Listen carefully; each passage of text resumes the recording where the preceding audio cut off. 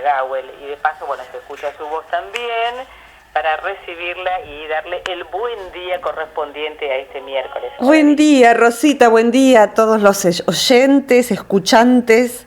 Es un gusto estar aquí otra vez.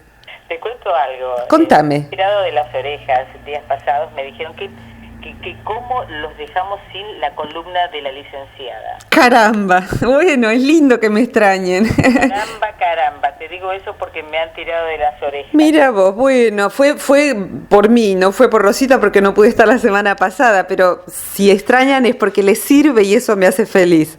Pero totalmente, hay gente que espera ansiosamente. Qué bueno, siempre es lindo saber que se puede acompañar al otro sin distancias, ¿no?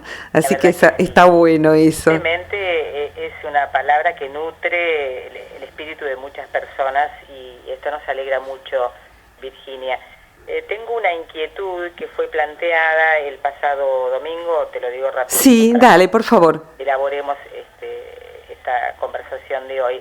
Días pasados charlamos al aire con Luis, sí, tu querido hermano. Sí. Dijimos, qué buen tema para tratar con la licenciada. ¿Qué pasa cuando una persona se siente condicionada cuando va a tomar una decisión en cualquier tema que sea de su vida, de personal, trabajo, lo que fuere, ¿no? Sí. ¿Qué ocurre con esa persona si piensa que va a perjudicar a alguien? ¿Cómo hace para elaborar esa cosa que le pasa en ese momento? Es complejo. Me gustaría empezar el tema por aquí, que yo cada tanto nos lo recuerdo a todos, incluida a mí misma.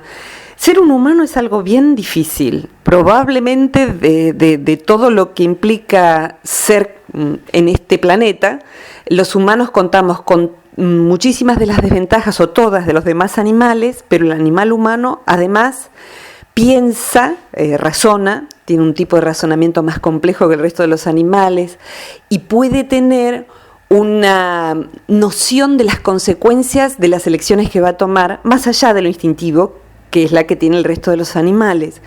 De modo tal que cuando una persona busca ser una buena persona, sea o no adepto a cualquier religión, porque eso no tiene que ver con lo religioso, va a buscar dentro de sí un código de ética, y ese código de ética, dicen los psicoanalistas que es aprendido y se llama superyo, dicen los psicólogos transpersonales, como es la línea que yo sigo desde hace tantos años, que sí hay una moral aprendida, y no está mal, de hecho, está bueno que nos enseñen qué está bueno, qué está mal, pero nuestro ser, nuestra esencia, aquella porción del todo que encarnamos cualquiera de nosotros, sabe en general qué está bien, qué está mal, cuándo dañamos, pero no vivimos generalmente allí todo el tiempo y a veces ni siquiera es fácil contactarnos más allá de lo que nos ha condicionado nuestra historia. Según la cultura en la que estemos, están mal determinadas cosas.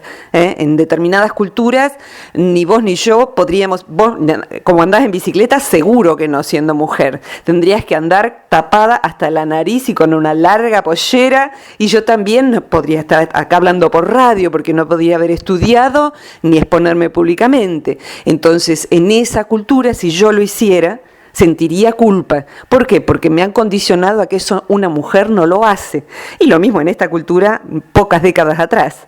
Entonces, perdóname sí, esta pequeña interrupción. A ver, dale, por favor, al contrario. Yo pensaba, no sé si estamos bien orientados o no, seguramente vos sabrás responderme, que cuando uno toma una decisión, luego tiene que hacerse cargo de las consecuencias.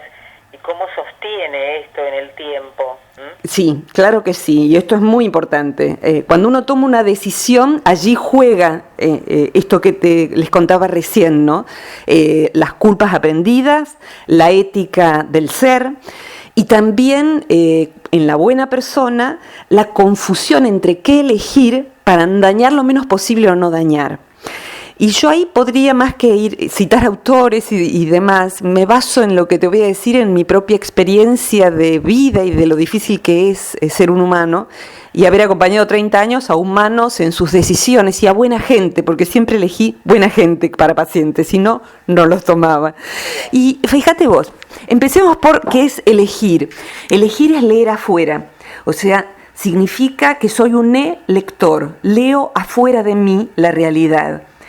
Y en función de eso, la realidad me presenta distintas alternativas.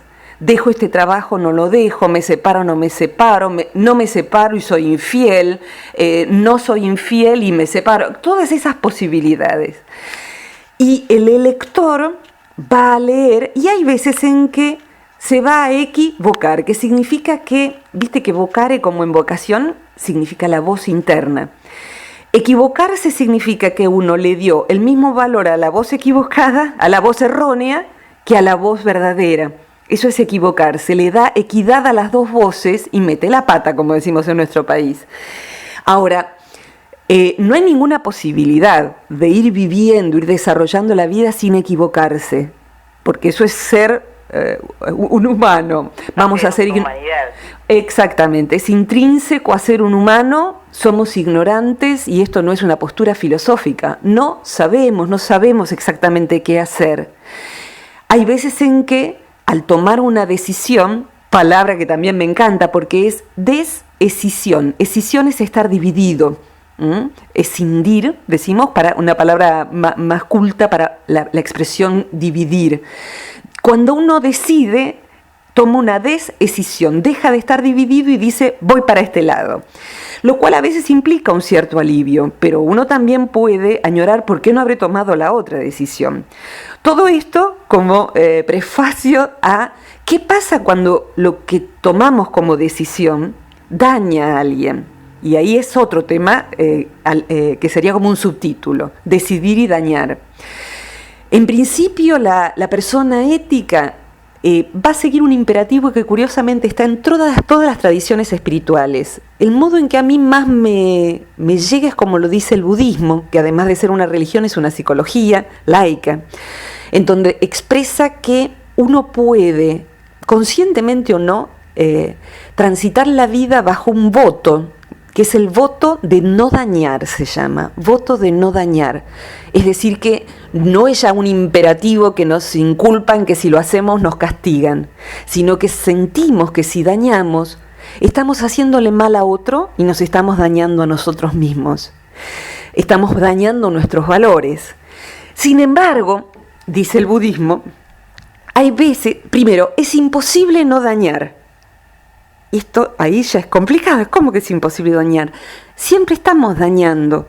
Cuando me como una ensalada estoy dañando a la lechuga, ni que hablar si matamos un animal para comer.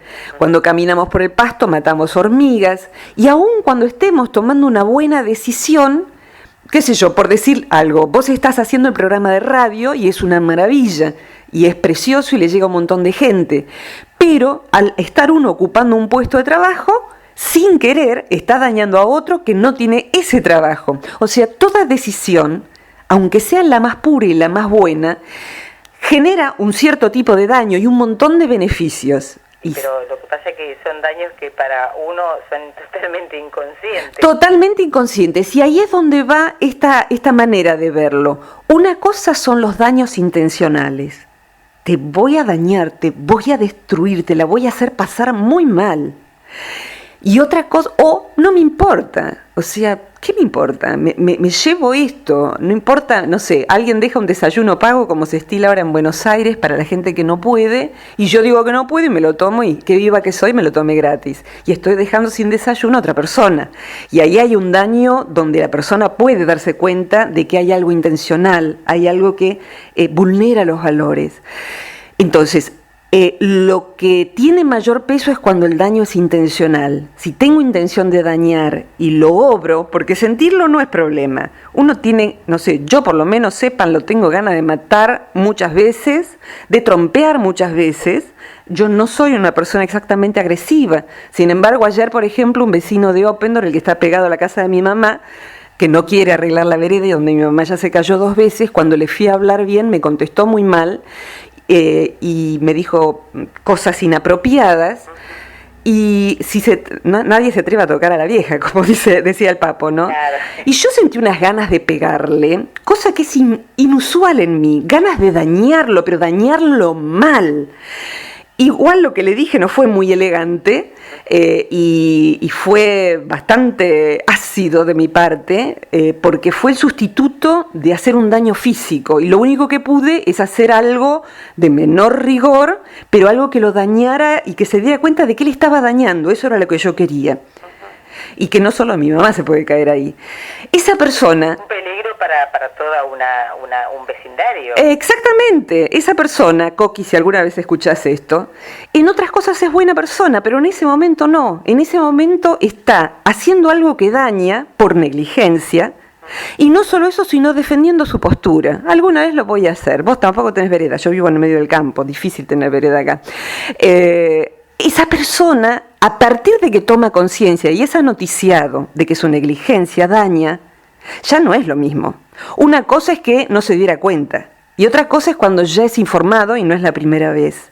Entonces, cuando uno está dañando y lo sabe, allí corren otras responsabilidades. De modo tal que, para hacer como un cuadro sinóptico, una cosa es dañar sin darse cuenta, otra cosa es dañar intencionalmente, o sea, que es más que esto de la vereda. Te voy a hacer daño, no sé, a tus animales, a tu familia, a tu coche, te rayo el coche para vengarme. Y la tercera cosa es... No des ideas. No des ideas, no las doy, andan por allí alegremente. Y la tercera cosa es daño intencionalmente para sacar un provecho, aunque más no sea la negligencia, y no me importa, ni siquiera me voy a molestar en dañarte más. Te daño porque existo, te daño porque me como tu cosa, te daño porque te pago menos. Todas esas son maneras en donde uno ya sí le corre responsabilidad moral. Ahora, vayamos a lo primero, que entiendo que es lo que preguntás. ¿Cómo uno carga en sus espaldas, en su corazón, cuando ha dañado sin intención, o cuando la elección que tomamos daña a personas que no querríamos dañar? De hecho, fíjate vos que sos mamá, suelo decir esto, ¿no? Cuando una mamá, un papá, empieza a poner límites a su niño, no va a caber otra más que hacerlo sufrir. Aunque sea para decirle, ya basta de chupete, tenés 4 años, basta, 3, no sé, basta. Y el nene va a llorar y va a sufrir, pero es el único medio en que va a crecer con ese daño sabio, si querés, ¿no? De modo tal que, pero, no me escapo de la pregunta, ¿qué pasa cuando elijo algo que daña al otro? Y allí, si uno cometió un daño inintencional, sin intención, y uno ha hecho sufrir a alguien, lo que es bueno moralmente, si me permito usar esa palabra para que nos entendamos simplemente, no es que yo tenga la autoridad moral, pero para conmigo, éticamente, moralmente, uno necesita reparar ese daño. Acá voy a hacer 2 flechitas, si me permitís, espero que me sigan con la imaginación. Una cosa es, por ejemplo, alguien decide separarse y puede ser que los hijos sufran y su esposo sufra, su esposa sufra, pero verdaderamente mayor sufrimiento va a ser quedarnos juntos, porque esto no da más y esto no se puede sostener. Los psicólogos solemos decir que una enorme cantidad, sí, de pacientes devienen de padres que se separaron, y una enormísima cantidad de padres que no decidieron nunca separarse. ¡Qué macana! Entonces, bueno, alguien toma una decisión y hay daños colaterales, como se dice, pero ese daño es para que no haya un daño mayor, ¿sí? Y otras veces uno toma una decisión que creyó que era buena y la verdad que eligió mal, dañó, y ni siquiera hay un beneficio, no es por un daño menor, una elección por un daño menor, sino que se hizo daño pudiendo no haber habido daño. ¿Me explico? Sí, perfecto. Creo que tu pregunta es más sobre ese tipo de elección, ¿no? Tomaste una elección, pensaste que era buena y al final terminaste dañando. Puedo pensar en 1000 situaciones que yo he cometido últimamente. Por ejemplo, por querer ayudar, cometí un daño, no era por salvar un mal menor, ¿sí? Y en ese caso, ¿qué es lo que uno hace? Si por ignorancia uno comete un daño, éticamente, y desde el derecho y desde la psicología, cumplirían con las mismas observaciones, que es lo que en derecho se llama la probation. La probation es en leyes cuando hoy en día se usa en nuestro país. Por ejemplo, me llamó una persona para ver en qué le gustaría cumplir su probation, que dictaminó un juez, por andar a exceso de velocidad, Le quitaron el registro porque ya eran varias veces y le dieron una probation y él eligió como rubro ayudar a animales. Entonces me preguntó por refugios de animales donde pudiera ayudar. Entonces el juez dictaminó que para reparar el daño social iba a tener que brindar un servicio durante X tiempo. Entonces las probations son brindar un servicio que es un servicio C para un daño a una persona A que hemos provocado. O sea que eso no necesariamente va a ayudar a esa persona a la que hemos dañado. Muchas veces inclusive esa persona ya no está a nuestro alcance porque murió, porque está lejos. De modo tal que, primero, si podemos reparar en la misma persona a la que hemos dañado, lo primero es eso. Te pido 1000 disculpas, te escribo, te expreso todo lo valioso que sos para mí o lo valiosa que sos para mí y te asumo que me equivoqué y que te dañé sin ninguna intención. Y te pido 1000 disculpas. Y eso, asumir, hacerse cargo, lo hace una persona valiente y ética. Eso es un paso indispensable. Y otras veces, el segundo paso es reparatorio, que hay veces en que uno lo puede hacer hacia esa persona. No sé, sin querer te volteé con el coche, no sé, el pilar de tu casa, de la puerta de tu casa y sos mi vecina. Bueno, lo menos que puedo hacer es o darte el dinero para hacer otro, o con mis manos yo te levanto otro muro. Eso es reparar, con pedir disculpas no alcanza. Y otras veces, y voy a contar una breve historia, hace muchos años un paciente, y me regaló su historia, por eso la puedo contar muchos años atrás, 25 años atrás por lo menos, había, por encapricharse de jovencito, había robado de la caja fuerte familiar un reloj caro, muy caro. Y cuando el papá notó la falta, él era hijo único, él se desentendió como dando a entender que había sido la mamá, con lo cual a la mamá se le armó un gran lío. Y bueno, a veces la vida juega así las cartas. La mamá muy pronto murió, joven, y la culpa que quedó en este pobre muchacho, poco tiempo después murió el papá. Él nunca se animó a decir, sabes papá, lo siento, pero había sido yo, no fue mamá. No pudo, y hay veces en que la ignorancia es no poder pedir disculpas y hacerse cargo, que es de valientes, de éticos valientes.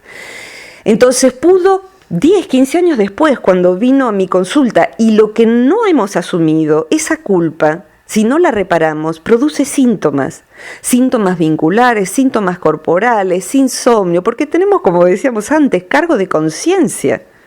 Esto de yo duermo tranquilo, bueno, hay veces no podemos dormir tranquilo porque sabemos que hemos hecho mal. Entonces, aunque en aquella época no existía la probation, lo que yo le propuse es, hagamos un acto simbólico de reparación. Yo te propongo, averigua cuánto sale hoy ese reloj, que salía como mi auto más o menos, y fíjate a qué institución podrías ir donando ese dinero, ahorrándolo previamente o en cuotas, por lo menos hasta cubrir el monto de ese reloj, y hacerlo como lo que antiguamente se llamaría un acto de expiación. La expiación no quiero herir creencias, ¿no? Pero la verdad es que yo descreo de que las culpas se evaporen porque me arrodille yo y se las diga a cualquier representante de cualquier religión. Creo que las culpas se reparan de algún modo, aunque sea en otra persona.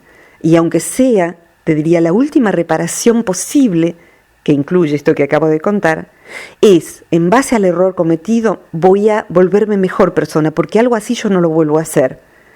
Entonces, disculparse, reparar en la misma persona, reparar en un tercero si ya no hubiese otro remedio, y a partir de eso rectificar.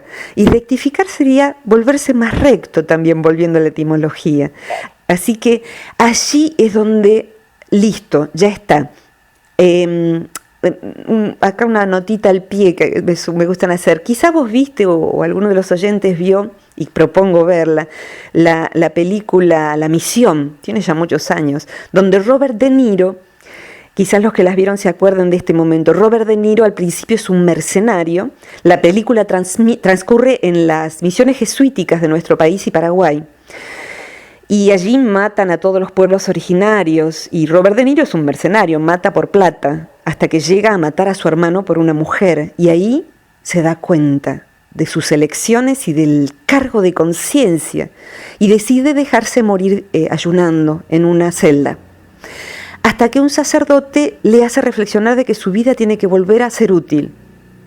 Y en la próxima escena uno ve que De Niro va a ir a ayudarle a las tribus que diezmó. Y de hecho eso es lo que decide hacer con el resto de su vida. Pero además se impone a sí mismo como expiación cargar en una bolsa en su espalda todas las armas que usó siendo guerrero. Y claro, no es que uno se tomaba un avión y se iba a misiones. Las carga en su espalda y va en carro con la bolsa y va caminando, subiendo las cuchillas de aquella zona y no permite que nadie le ayude.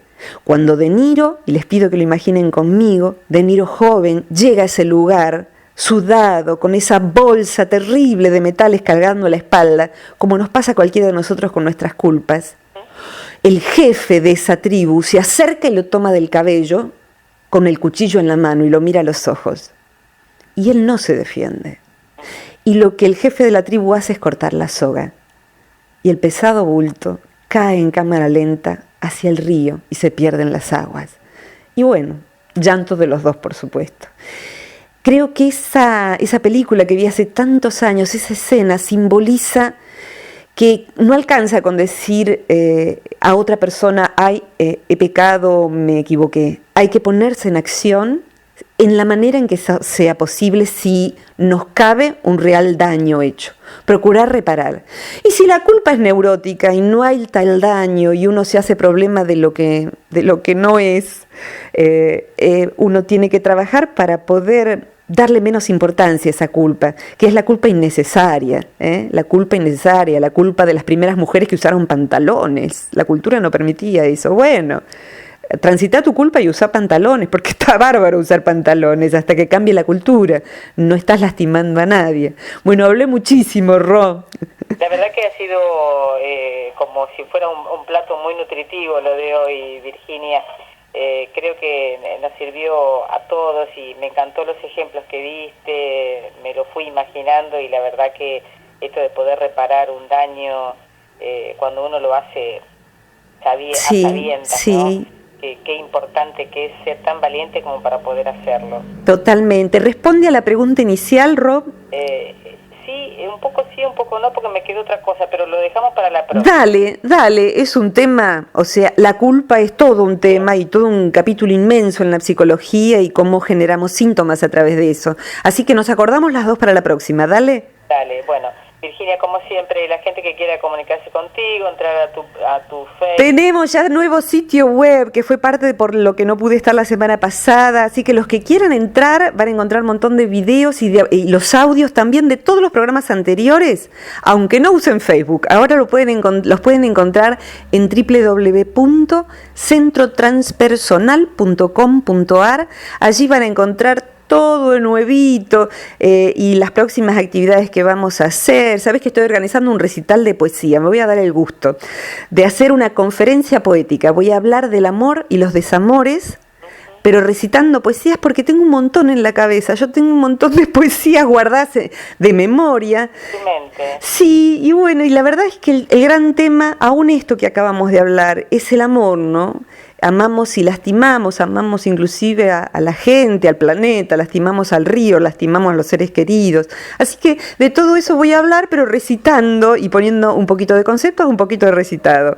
Bueno. Pero bueno, en síntesis, allí en la página del Centro Transpersonal van a encontrar estos audios, que lo voy a subir en esta semana, y todos los demás, ¿sí? Qué bueno. Virginia, entonces, para toda la gente que te espera todos los miércoles, el próximo miércoles, sí, anda bien, nos vamos a reencontrar en esta columna que la verdad nos nutre siempre con algo nuevo. Y a mí también, porque las preguntas me ayudan a comprender lo que está dentro mío, al ponerlo en palabras para que los demás lo comprendan. Así que yo también voy comprendiendo con tus preguntas y las de todos. Gracias, Virginia. Un abrazo inmenso. Hasta la próxima, Ro. Tengas un buen día y una buena semana. Vos también. Cariños a todos. Hasta pronto. Gracias.